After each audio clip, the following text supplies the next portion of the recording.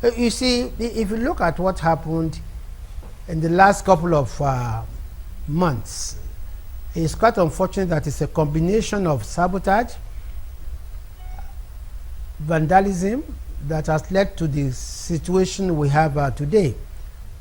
This started about February 2nd.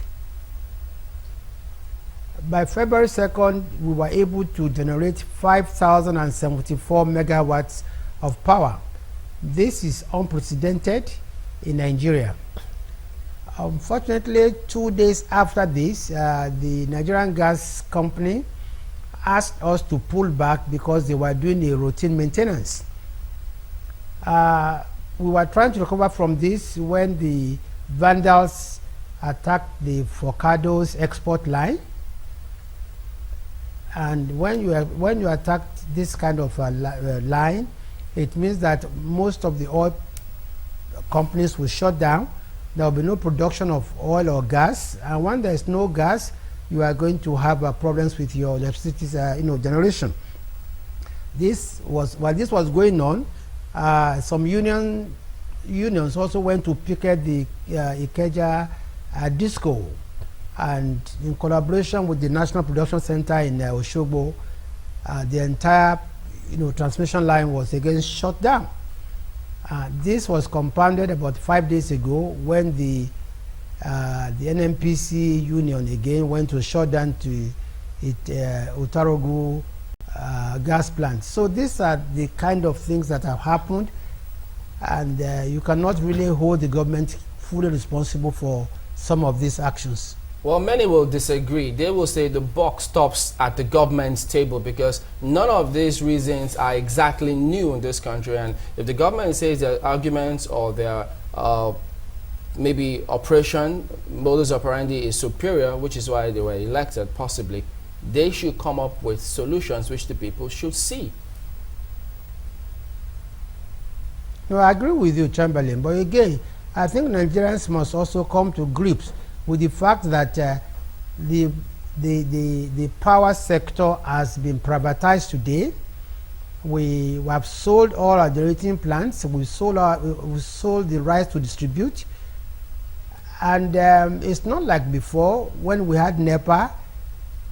Market forces today will have to determine a lot of things. The gas or price would have to be taken into consideration. You cannot expect a generating company that buys gas at the rate of $4 per 1 standard cubic feet to sell power at the same rate as when the same gas was being sold at $1. Now, we must understand that with privatization of the power sector, we also must take into cognizance the fact that it's no longer business as usual. All government does now is to regulate the industry. If that is what it is, why is it that a privatized sector and a system that has been given to, a private enterprise would also have labor shutting down such enterprise? Isn't there a way the government can protect the interest of those investors as well as those that should benefit from such investment? Honestly, Sulaiman, if truth be told, I think the issue of tariff or what is paid for electricity is not within the ambit or competence of a union. Unions are supposed to look after the interests and the welfare of their members. When it comes to issue of tariff, I think it's a matter of bargaining and market price. Take for instance what happened at the Ikeja distribution company. The company undertook a competency test. In the process, it had to lay off about 200 of its members, but immediately employed 600 new workers and sent another 2,000 on training. And yet, the union went to picket the company. I think we must it's time that we start looking at the relationship between management and union, and the fact that when you are dealing with a privatized company and economy, the rules of engagement are quite different. Just wondering though, I mean, without prejudice to your work as Minister for Information, how would you respond to the criticism that some of your colleagues have been quiet in terms of what they intend to do within their portfolio as ministers? I don't know, it would be a very fair comment, because I know all my colleagues have been out talking about their projects, talking about their policies, and talking about their programs. There will be increased activity definitely after the budget is approved. But I know that many of my colleagues have been very busy trying to educate Nigerians as to the direction of government. It would seem that a lot is predicated on the passage of the budget. What is the relationship currently with the executive and the National Assembly so that this budget can be passed in good time?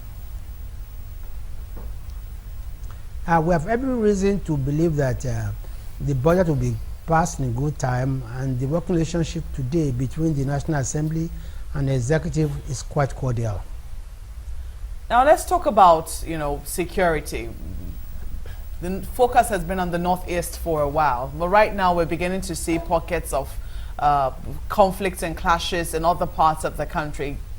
Most recent is the Agatu and the clash between Fulani herdsmen and farmers. What is government's take on, or government's solution to this perennial, it would seem, crisis? Well, I think the government has directed that the matter be thoroughly investigated, but the long-term solution is to examine the underlying causes of these incessant clashes between herdsmen and farmers. And it should not be difficult to achieve, because for quite a long time the two communities were living together peacefully.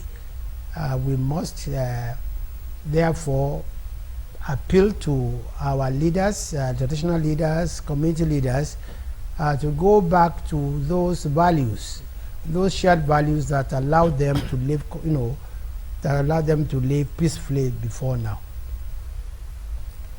They were supposed to be holding is it a parley or a discussion, even alongside, because before this last clash happened, there have been other clashes before now, and I think at some point the federal government said it was going to elevate the discussion, at that level. When are we expecting to see that discussion take place?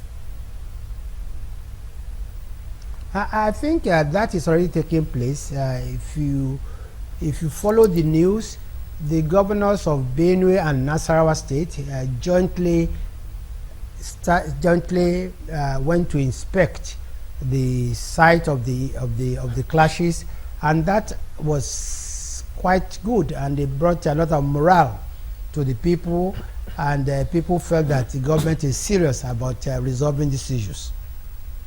The seriousness of government should be seen and even felt. If you look at it going around the country, we haven't actually gone back to the Northeast. Looking at River State, almost on a weekly basis, people's, I think, homes are invaded with heads cut off from their bodies. That's a new type of killing going on in River State. And Agatu community and a couple of other places, Mark, were highlighted. How is the government taking this? Because these are dire situations in these communities. Well, only this morning I had cause to discuss this issue at about 6:45 with the IGP, and his take, and which I believe that a lot of the violence, especially in rivers, is being instigated by the elites, and it's more about politics, and it's more about cultism. But the police and the other authorities are aware of this, and only this morning I think I even listened on channel that the government, that the IGP has upped the ante in Rivers.